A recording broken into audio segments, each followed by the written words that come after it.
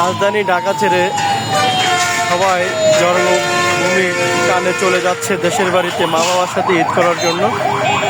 আসলে এই গার্মেন্টস শ্রমিক ভাই বোনেরা বাংলাদেশকে সচল রেখেছে। যে এই গার্মেন্টস শ্রমিকের ভাইদের অবদানে বাংলাদেশ আজকে ডেভেলপ, বাংলাদেশ আজকে এই পর্যন্ত।